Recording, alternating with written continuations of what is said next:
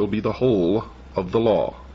And even murder will be considered to be a learning experience, provided that the perpetrator actually learns something.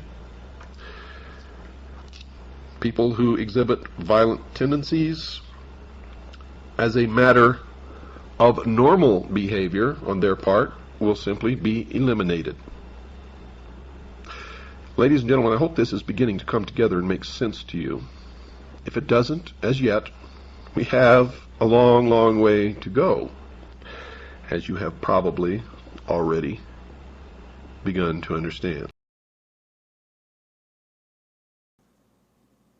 Now we have to understand a few things about the order, the illumined ones, and the Vatican, which is a new thing, actually, the Vatican, but the Holy Roman Empire became what is the Catholic Church, and now in 1926, I believe, Vatican City was established. But the Pope has challenged world leaders by claiming that the people of the world already recognize the absolute authority of Rome because they observe the Sunday Sabbath that was ordered by the Pope in the Council of Laodicea in 364 AD.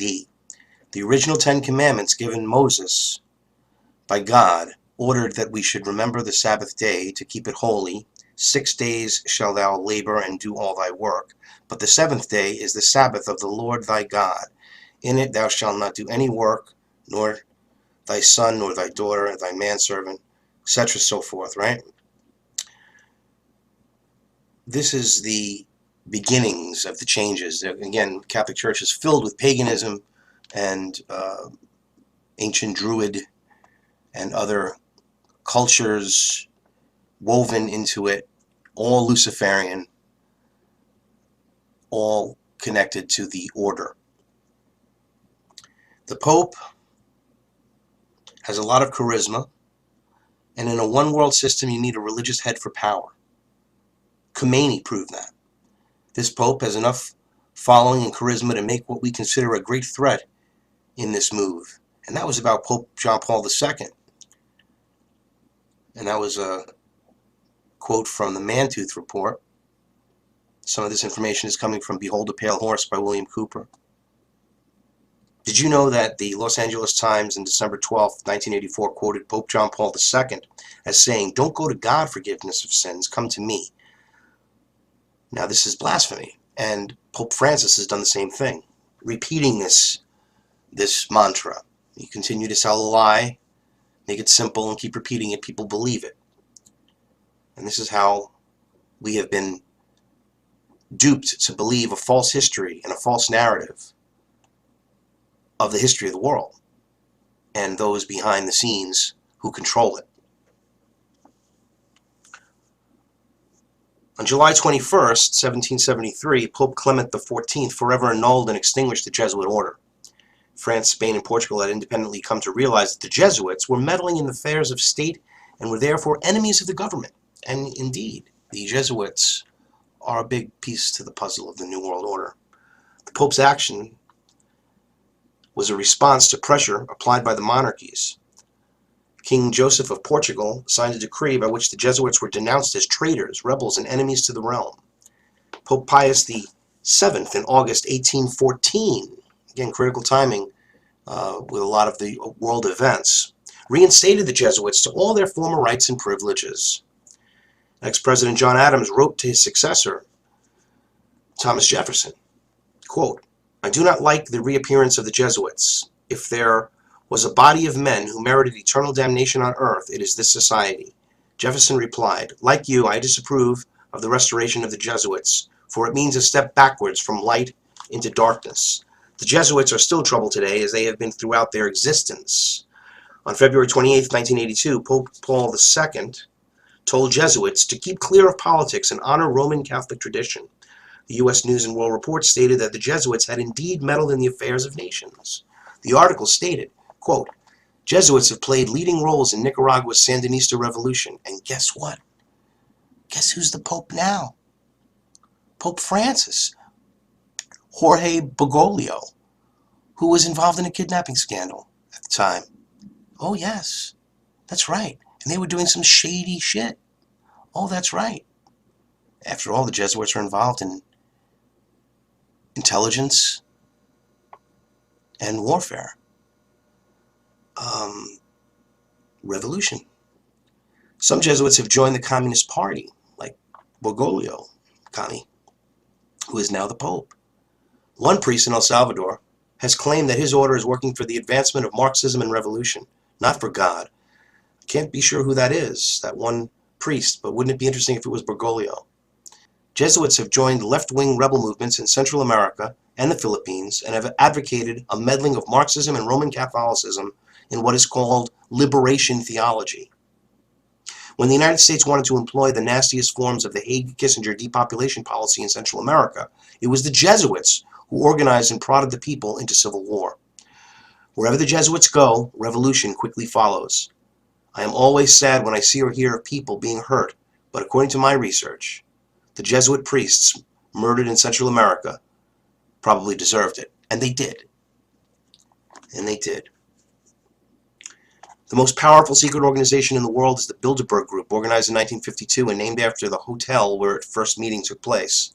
The men who organized the Bilderberg Group, Prince Bernhard of the Netherlands, has the power to veto the Vatican's choice of any pope it selects. Pope Bernhard has this veto power because his family, the Habsburgs, are descended from the Roman emperors. Prince Bernhard is the leader of the Black families.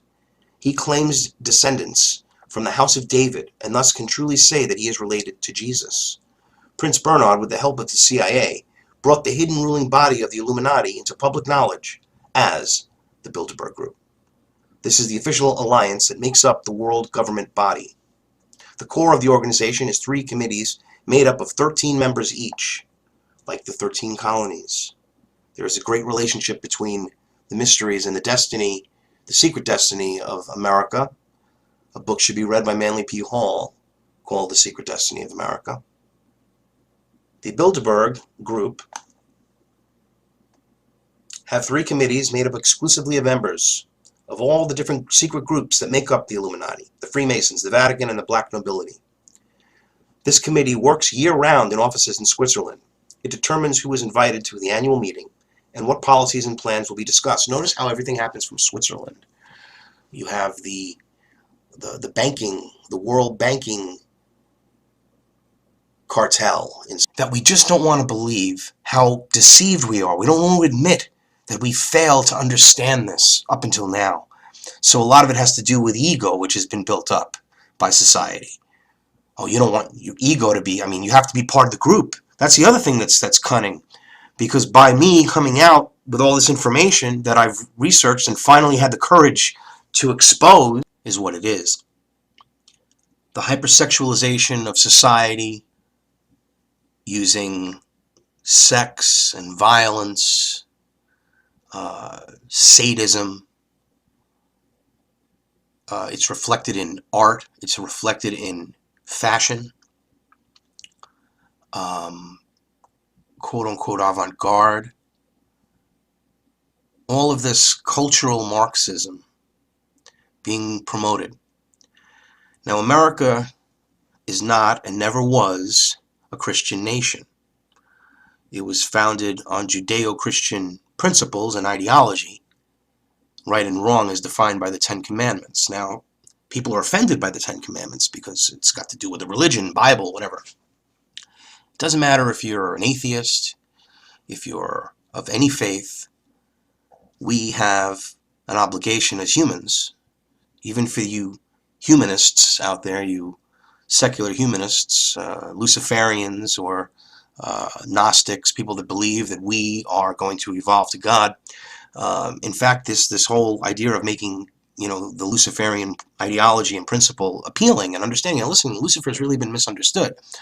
As I saw yesterday in a History Channel show regarding Lucifer, and it's unbelievable that they're pushing this out into the psyche of the public. In fact, in the 7 years that I've researched the New World Order and the connections to the secret societies, the information has spread like wildfire in these 7 years. And far more people are aware. So much so that the History Channel, and which I should call the History Disinformation Channel, and let us not forget who produces the show Ancient Aliens and all of these disinformation propaganda pieces. A company called Prometheus Entertainment. Well, Prometheus, for those that are not in the know, was a Greek god who gave the knowledge of fire to humanity to help humanity. So Lucifer is a helpful thing because Lucifer is Prometheus. And he has helped us by giving us knowledge, and we should be thankful. And God is really the wicked and evil one, the God of Abraham. This is what they believe, and they're making their case daily on the mainstream media propaganda circuits in every aspect of our society, as I mentioned. Remember, Prometheus. Prometheus is in the Rockefeller Center. It's all part of the order. It's all part of this quest, the order of the quest. And they're promoting it in every way they can, at the Super Bowl, in films, in fashion, in art, in music.